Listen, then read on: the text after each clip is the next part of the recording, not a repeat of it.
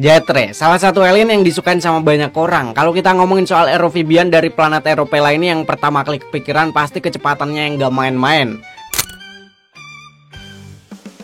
Nah, katanya Jetre bisa terbang beberapa kali kecepatan suara. Wah, keren banget dong. Tapi di darat dia ini masih belum sebanding sama Accelerate. Sebenarnya sih kemampuan terbang Jetre nggak cuma soal kecepatan, tapi juga fleksibilitas. Dia bisa bermanuver kayak pilot jet tempur tanpa harus ngeluarin effort gede, bang. Tapi ini balik lagi ke pertanyaan inti. Kalau lo super di udara tapi useless di darat, apa itu cukup buat jadi alien favorit? Lagian di Benten ada alien lain kayak Big Chill misalnya, yang juga jago terbang dengan keunikan masing-masing gitu. Jadi Jetre sebenarnya cuma salah satu dari banyak pilihan.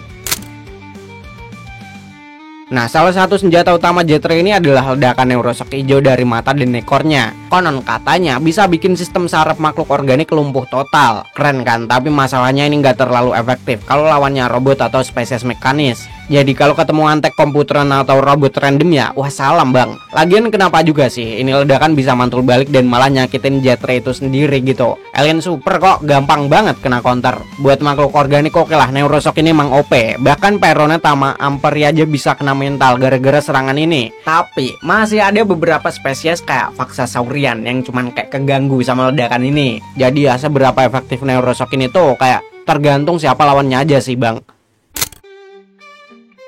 Jetre juga sering disebut-sebut kebal terhadap radiasi, panas, api, dan bahkan listrik. Mantep kan? Tapi coba bayangin, si aerofibian ini kebal listrik, tapi masih bisa kesakitan kalau kena serangan listrik yang lebih kuat. Jadi kebalnya gimana nih? Setengah-setengah apa gimana? Yang jelas, selain itu dia kebal terhadap radiasi dari Pripyatosen B. Ini berarti Jetre bisa eksis di lingkungan yang mematikan tanpa harus khawatir meleleh. Tapi ya kebal radiasi nggak bikin dia kebal dari serangan tak terduga. Misalnya kalau kena jaring Arachnakim atau bola plasma dari spesies Balwival, Jetre tetap bisa kelimpungan. Oke, kita kasih kredit buat satu hal, kemampuan terbangnya. Jetre emang jago banget di udara. Dia bisa manuver tanpa banyak effort, masuk hyperspace, bahkan ngebut sampai bikin ledakan sonic. Tapi bang, di dunia Benten ini tuh udah standar banget. Banyak alien lain yang juga bisa terbang cepat, jadi Jetre nggak spesial amat lah. Dan jangan lupa, dia gampang banget kejebak jaring atau bola plasma. Jadi mau lari secepat apapun, ujung-ujungnya tetap bisa ketangkap. Tapi kita nggak bisa menafikan fleksibilitasnya di udara. Jetre bisa berenang di air dengan kecepatan yang hampir sama lah kayak dia terbang di udara. Ini ngebuat dia jadi pilihan bagus buat misi lautan. Tapi masalahnya Ben jarang banget tuh dapat misi yang melibatkan laut dalam. Jadi lagi-lagi potensinya nggak sepenuhnya terpakai. Jetre punya kekuatan fisik yang cukup solid emang. Dia pernah nunjukin kekuatannya dengan nangkep Rose Bucket yang jatuh dari udara dan membawanya ke tempat aman. Tapi ini bukan berarti dia super OP di bagian kekuatan fisik bang. Kalau dibandingin sama alien lain kayak Four Arms atau Homungosaur, Jetre ini kalah jauh lah. Jadi kekuatan fisiknya ini lebih kayak bonus ketimbang fitur utama. Oh iya, satu lagi dia punya ekor prehensil yang bisa digunain buat bawa barang atau orang saat dia terbang. Gak ada alien yang sempurna dan Jetre jelas punya kekurangan yang lumayan. Pertama, dia gampang banget kelelahan kalau harus bawa beban berat terlalu lama. Kedua, dia rentan banget sama angin kenceng. Jadi kalau lagi terbang dan ada badai atau angin tornado, Jetre bisa langsung kehilangan kendali. Selain itu dia nggak bisa terbang di layer domain karena kondisi langit di sana nggak cocok buat aerofibian. Jadi kalau Ben lagi di dimensi itu, Jetre cuma jadi pajangan doang bang. Oh, duri dari spesies Argit juga bisa bikin Jetre ngantuk.